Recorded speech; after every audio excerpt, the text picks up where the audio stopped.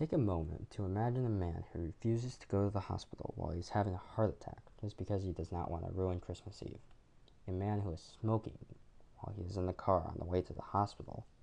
A man that did not fear death in the slightest. This man was known as Grampy. Although the person you are probably picturing is a mean old grumpy man, Grampy was quite the opposite. He was loved by almost everyone he met and had a very kind heart.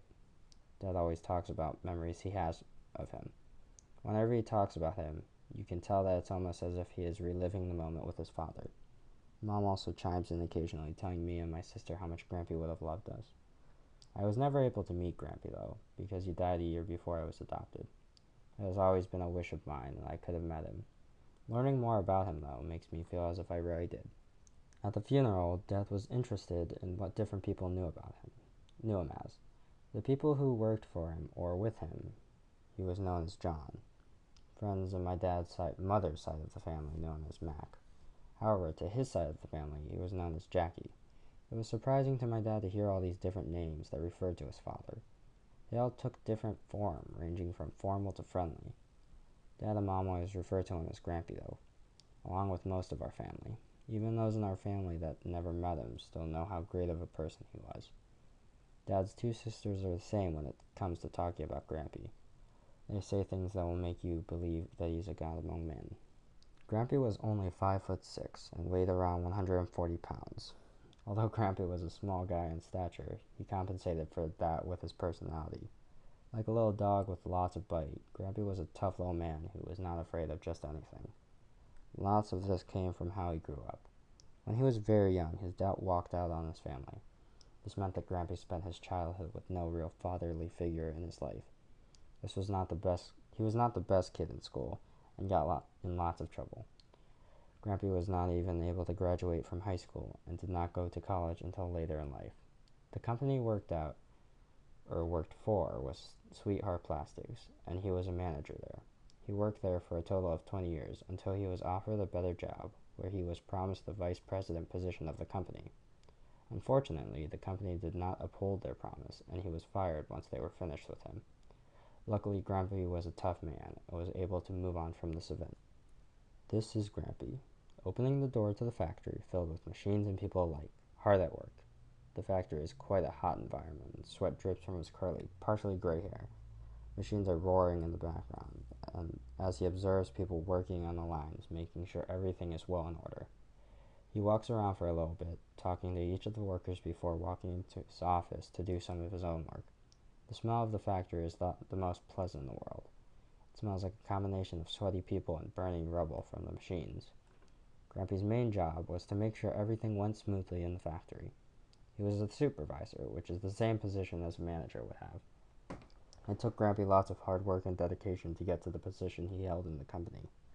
This makes me think of how hard-working he was. I find it to be one of the most defining qualities he had, even though I never met him. My dad is a big New England sports fan, just like Grampy was. A big moment for my dad was when the Red Sox won the World Series, because Grampy had never been able to watch them win once while he was still alive. When they won, his uncle called him because he knew Grampy would have. It was nice for my dad to receive this call because it reminded him so much of his own dad. One time, when my dad was just a junior in high school, Grampy took him to a special baseball dinner banquet at which he met many famous sports celebrities. At the dinner, he had a baseball that he had signed by many different famous players.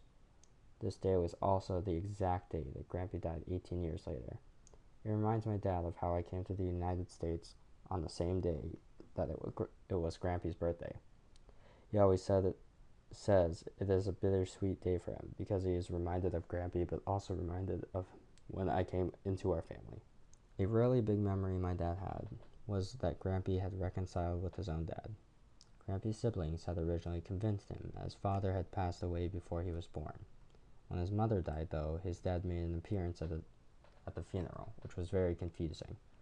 Over a period of time, Grampy eventually forgave his dad for walking out on his family. His brother, however, stayed upset at the entire situation and never really forgave him. This created indifference within the family, and sadly, they never talked to each other after. When Grampy passed, it was not much of a surprise to anyone. He had been struggling with heart problems for many years. The first heart attack he had was when he was around the age of 38. There had been lots of history with his heart problems, and in the past he had a surgery on his heart that extended his life longer than what it would have been. There had also been lots of family history with heart disease. His mother had died from a heart attack at a young age. Another contributor was that he had also smoked cigarettes since his teenage years. Even though he knew it was close to his time, Grampy was never afraid of dying. The entire reason that my dad moved to Ohio was because he did not believe that Grampy would live through another Christmas. Something that my dad always did for the last couple years Grampy was alive was he would say goodbye like it was the last time he would see him. He was always fearful that when the last time he would see him would be. His family knew that Grampy was close to the end of his life. Sadly, the last time my dad saw Grampy was the one time he did not say goodbye as if it was the last time. Grampy always wanted to make it to the year 2000. Although my dad did not think he would make it another year, he made it 8 more years than what was predicted.